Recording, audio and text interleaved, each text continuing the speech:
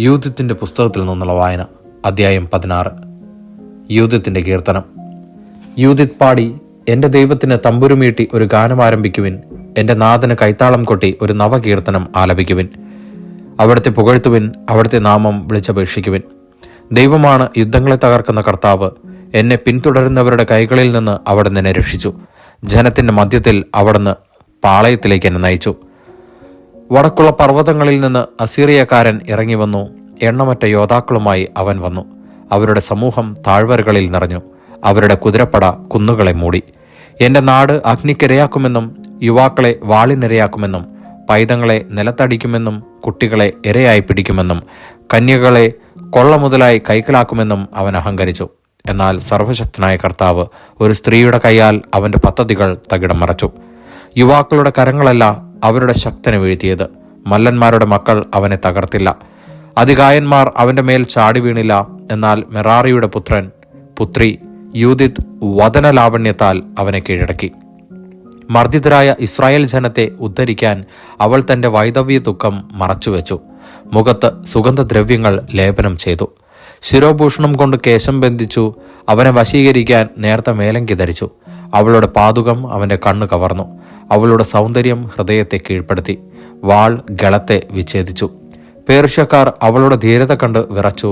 മേദിയാക്കാർ അവളുടെ ധൈര്യം കണ്ട് ഭയചകിതരായി. പീഡിതരായ എൻ്റെ ജനം ആനന്ദത്താൽ ആർപ്പുവിളിച്ചു. ബലഹീനർ അട്ടഹസിച്ചു. ശത്രുക്കൾ വിറച്ചു. ശബ്ദഘോഷം മുഴക്കി അവർ വൈരിയെ തിരിച്ചോടിച്ചു. ദാസിപുത്രന്മാർ അവരെ പിളർന്നു. അഭയാർത്ഥികളുടെ മക്കളെന്നോണം അവർ മുറിവേൽപ്പിക്കപ്പെട്ടു. എൻ്റെ കർത്താവിൻ്റെ സൈന്യത്തിന് മുമ്പിൽ അവർ നശിച്ചു. ഞാൻ എൻ്റെ ദൈവത്തിനൊരു പുതിയ കീർത്തനം ആലപിക്കും. കർത്താവെ, അങ്ങ് ഉന്നതനും മഹിമയാർന്നവനുമല്ലോ, അത്ഭുത പരാക്രമിയും അജയ്യനുമല്ലോ. അങ്ങയുടെ സൃഷ്ടികളെല്ലാം അങ്ങയെ സേവിക്കട്ടെ. അങ്ങ് കൽപ്പിച്ചു, അവ ഉളവായി. അവിടുന്ന് ആത്മാവിനെ അയച്ചു, അത് അവയ്ക്ക് രൂപമേകി. അവിടുത്തെ സ്വരം അപ്രതിരോധ്യമാണ്. പർവ്വതങ്ങളുടെ അടിത്തറ തിരമാലകൾ കൊണ്ട് ഇളകും. അങ്ങയുടെ മുമ്പിൽ പാറകൾ മെഴുകുപോലെ ഉരുകും. എന്നാൽ അങ്ങയുടെ ഭക്തരോട് അങ്ങ് കരുണ കാണിച്ചു കൊണ്ടിരിക്കും. സുരവില കാഴ്ചയായി അവിടത്തേക്ക് അർപ്പിക്കുന്ന ബലി നിസാരം. ദഹനബലികൾക്കുള്ള കൊഴുപ്പ് എത്ര തുച്ഛം. എന്നാൽ കർത്താവിൻ്റെ ഭക്തൻ എന്നേക്കും വലിയവനായിരിക്കും. എൻ്റെ ജനത്തെ എതിർക്കുന്ന രാജ്യങ്ങൾക്ക് ഹാ കഷ്ടം. വിധി ദിവനത്തിൽ സർവശക്തനായ കർത്താവ് അവരോട് പ്രതികാരം ചെയ്യും. അവരുടെ ശരീരങ്ങളിലേക്ക് തീയും പുഴുക്കളും അയക്കും. വേദനയാൽ അവർ നിത്യം വിലപിക്കും. ജെറുസലേമിലെത്തിയപ്പോൾ അവർ ദൈവത്തെ ആരാധിച്ചു. ശുദ്ധീകരണം കഴിഞ്ഞ ഉടനെ ജനം ദഹനബലികളും സ്വാഭിഷ്ട കാഴ്ചകളും മറ്റു കാഴ്ചകളും അർപ്പിച്ചു. യൂഥിത്ത് ജനം തനിക്ക് നൽകിയ ഹോളോ ഫർണസിന്റെ പാത്രങ്ങൾ ദൈവത്തിന് സമർപ്പിച്ചു. അവന്റെ കിടക്കറയിൽ നിന്ന് തനിക്കായി എടുത്തിരുന്ന മേൽക്കട്ടി അവൾ കർത്താവിന് നേർച്ചയായി അർപ്പിച്ചു. ജനം ജെറുസലേമിൽ വിശുദ്ധ മന്ദിരത്തിന്റെ മുമ്പിൽ 3 മാസക്കാലം ഉത്സവാഘോഷങ്ങൾ നടത്തി. യൂഥിത്ത് അവരോടൊപ്പം വസിച്ചു. യൂഥിത്തിന്റെ അന്തിമ വർഷങ്ങൾ. അതിനുശേഷം അവർ തങ്ങളുടെ പിതൃഭവനങ്ങളിലേക്ക് മടങ്ങി. യൂഥിത്ത് ബെത്തൂലിയായിലേക്ക് പോയി.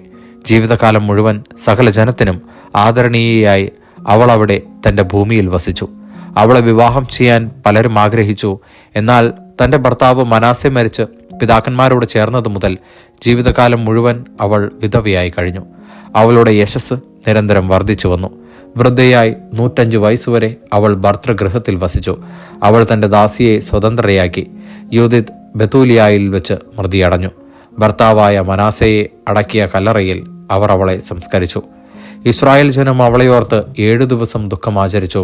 അവൾ മരിക്കുന്നതിനു മുമ്പ് സ്വത്തുക്കൾ ഭർത്താവായ മനാസയുടെ ഉറ്റ ബന്ധുക്കൾക്കും തൻ്റെ ഏറ്റവും അടുത്ത ചാർച്ചക്കാർക്കും വീതിച്ചു കൊടുത്തു. യൂഥിത്തിന്റെ കാലത്തോ അവളുടെ മരണത്തിനു ശേഷം ദീർഘകാലത്തേക്കോ ആരും ഒരിക്കലും ഇസ്രായേൽ ജനതയെ ഭീഷണിപ്പെടുത്തിയിട്ടില്ല. ദൈവവചനമാണ് നാം കേട്ടത്.